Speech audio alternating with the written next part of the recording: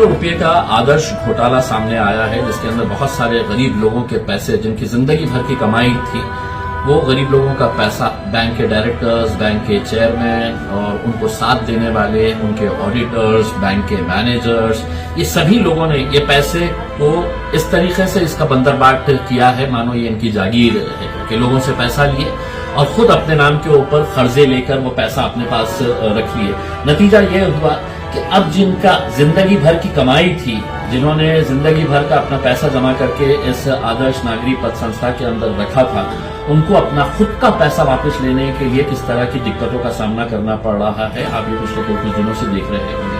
हमने जब इसका आंदोलन छेड़ा, अचानक अब आप देखेंगे कि उसके चेयरमैन अंबादास मानकापे को गिरफ्तार कर लिया गया, फिर दूसरे दिन 3 डायरेक्टर्स को गिरफ्तार किया गया और भी बहुत सारे डायरेक्टर्स हैं जिनका इसके अंदर हाथ है, वो लोग अब भी फरार है।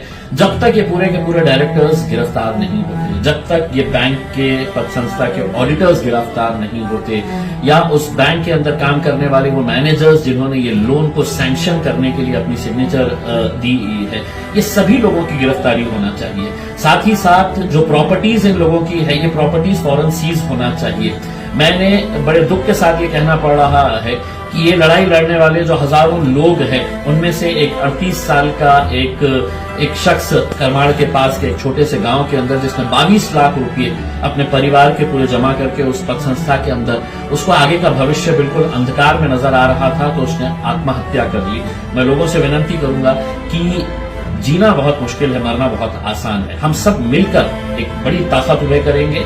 मैं आपके साथ रहूंगा, मैं लड़ूंगा आपके लिए, और मैं सभी लोगों को ये विनती करना चाहूंगा कि वो सभी लोग साथ में मिलकर आए। बड़े अफसोस के साथ ये कहना पड़ता है कि जिस शहर के अंदर 6 मंत्री रहते हैं, 2 केंद्र के मंत्री, और उनमें से कौन से मंत्री है, तो डॉक्टर भागवत कराड़ कई भाषणों में कहते हैं कि देश के पूरे बैंक्स किसके हाथ में है, तो मेरे हाथ में है। तो भागवत कराड़ साहब, आपने क्यों वक्त नहीं दिया इन आदर्श घोटाले के अंदर जो पीड़ित लोग हैं, उनसे मिलना चाहिए था। साथ ही साथ ये सरकार मामले का घोटाला है, क्योंकि सरकार क्षेत्र के अंदर ये आता है, सरकार मिनिस्ट्री के अंडर में ये आता है। उसके मंत्री कौन थे, तो वो भी हमारे शहर के थे, भारतीय जनता पार्टी के अतुल सावे साहब। अब वो हाथ ऊपर कर दे रहे हैं कि अब मेरे पास ये मंत्रालय नहीं है, कल से मेरे को गृह मंत्रालय दे दिया गया है। फिर हमारे दूसरे नेता है अब्दुल सत्तार साहब है, बहुत ही ताकतवर कद्दावर नेता है। फिर हमारे संदीपान भुमरे साहब है, पालक मंत्री है। वो नेता पालक मंत्री जो है अपनी पार्टी का नहीं होता है, वो पूरे जिले का होता है। आपकी भी जिम्मेदारी थी कि आप इनके साथ बैठना चाहिए था। अंबादास दानवे साहब विरोधी पक्ष के अंदर है, आपको तो ये बिल्कुल ऐसा मुद्दा है कि आपने सरकार को हिला देना चाहिए और सरकार से जवाब लेना चाहिए। आपने सरकार से ये जवाब लेना चाहिए कि 1 महीने के अंदर जितना पैसा लोगों का फंसा हुआ है, वो पूरे का पूरा पैसा हम वापस देंगे। ये मुख्यमंत्री से, उप मुख्यमंत्री से, 2 उप मुख्यमंत्री है, ये तीनों से है तो उगलवाने लगाएंगे, क्योंकि ये लोग जिस तरीके की परेशानी में गुजार रहे हैं, ये बहुत ही अफसोसनाक बात है। इसीलिए इनका साथ देने के लिए हमने सोमवार यानी कि कल 17 जुलाई को सुबह 11 बजे हमने क्रांति चौक से पुलिस कमिश्नर ऑफिस से एक मोर्चा निकालने का फैसला लिया है। ये सभी लोग जो पीड़ित है, जो अलग अलग छोटे छोटे गांव से में भी रहते हैं, मैं उनसे भी अनुरोध करूंगा कि आओ, कितनी भी तेज बारिश आ जाए, कितनी आंधी आ जाए, तूफान आ जाए, कि कल हम सड़क के ऊपर निकलेंगे और ये बताएंगे कि ये लड़ाई, अगर तुम ये समझ रहे हैं कि उन्होंने पैसा लेकर सबको मैनेज कर सकते हैं, तो नहीं, गरीब लड़ाई लड़ेगा और सड़क के ऊपर भी लड़ाई लड़ेगा।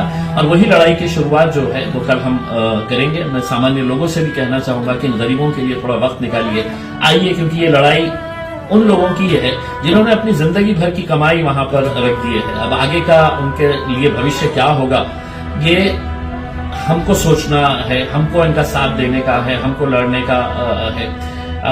मुझ पर बहुत ही ज्यादा प्रेशर आ रहा है कि साहब हमने 3 डायरेक्टर्स को अरेस्ट कर लिए है, चेयरमैन को अरेस्ट कर लिए है, मोर्चा मत निकालिए। तो मैं ये कहना चाहूंगा, मोर्चा तो किसी भी हालत के अंदर निकलेगा। मुझे ये कहा जा रहा है आदर्श के कुछ दलालों की तरफ से कि साहब आपके अगर कोई करीब के लोग होंगे जिनका मामला सुलझाने का है तो हम सेटल कर देते हैं करके। मैं उनको ये कहना चाहता हूं, आदर्श का एक एक आदमी, एक एक औरत, एक एक महिला, एक एक पुरुष जो है, जब तक उनका पैसा वापस नहीं मिलेगा, पूरों के पूरों का पैसा वापस नहीं मिलेगा, इम्तियाज जलील पीछे हटने वाला नहीं है।